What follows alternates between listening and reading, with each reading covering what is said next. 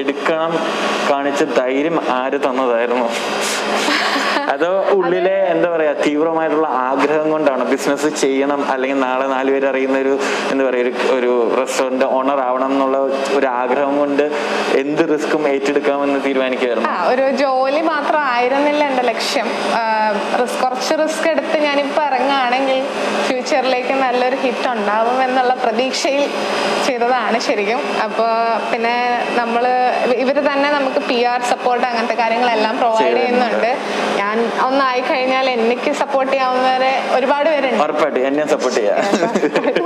പിന്നെ എനിക്ക് തോന്നുന്നു അതുപോലെ തന്നെ പിന്നെ മറ്റൊരു കാര്യം, ഇപ്പം പ്രത്യേകിച്ച് ബിസിനസ് സ്റ്റാർട്ട് ചെയ്ത സമയത്ത് നമുക്ക് പോസിറ്റീവ് സൈഡ് പോലെ തന്നെ നമുക്ക് ചുറ്റും നെഗറ്റീവ്സ് ഉണ്ടാവുമല്ലോ. അപ്പം അതിനെയൊക്കെ എങ്ങനെയാണ് തരണം ചെയ്തത്? ഇപ്പം സ്വാഭാവികമായിട്ടും ഇപ്പം പറയുവാണ്, അഞ്ജലി അറിയാവുന്ന ഒരാളോട് പറയുവാണ് ഞാനിങ്ങനെ ഒരു പ്ലാൻ ഉണ്ട്, അപ്പം പറയുമ്പോൾ നിന്നെ കൊണ്ടൊക്കെ ഇത് പറ്റുമോ? പ്രത്യേകിച്ച് ഇപ്പം നമ്മൾ പറയുന്നത് നീ പെണ്ണല്ലേ, നിന്നെ കൊണ്ട് പറ്റുമോ? അങ്ങനെയൊക്കെ ആരെങ്കിലുമൊക്കെ ചോദിച്ചിട്ടുണ്ടോ?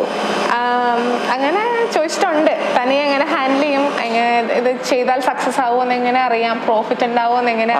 അവരോട് പറഞ്ഞ മറുപടി എന്തായിരുന്നു? അവരോട് പറഞ്ഞ മറുപടി പറയുന്ന ഇത് എനിക്ക് ഫസ്റ്റ് എനിക്ക് ബിസിനസ് അറിയണം, ഈ ഫീൽഡ് അറിയണം എന്നുള്ളതാണ്. പിന്നെ ഈ പൊതുവെ ഫ്രാഞ്ചൈസുകൾക്കുള്ളൊരു ഗുണം എന്താന്ന് വെച്ചാൽ നമ്മൾ ഇൻവെസ്റ്റ് ചെയ്തിട്ട് നമുക്ക് ഒരു ഇത്ര ടൈം തരും, എങ്ങനെയാണെന്ന് എക്സ്പീരിയൻസ് ചെയ്ത് ഇൻട്രസ്റ്റഡ് ആണെങ്കിൽ സ്റ്റേ ചെയ്യാം, ഇല്ലെങ്കിൽ നമുക്ക് പോവാം.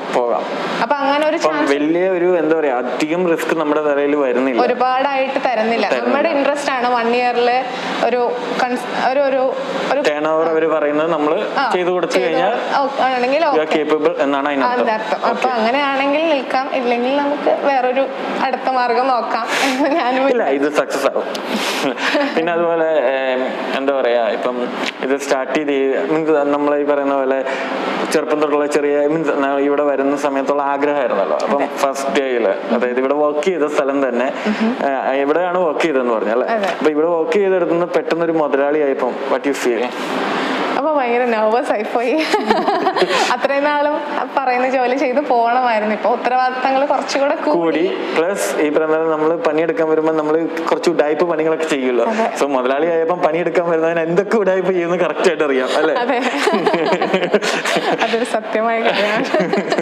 പിന്നെ മറ്റൊരു കാര്യം, അതുപോലെ തന്നെ നാട്ടില് ആരൊക്കെയുണ്ട്?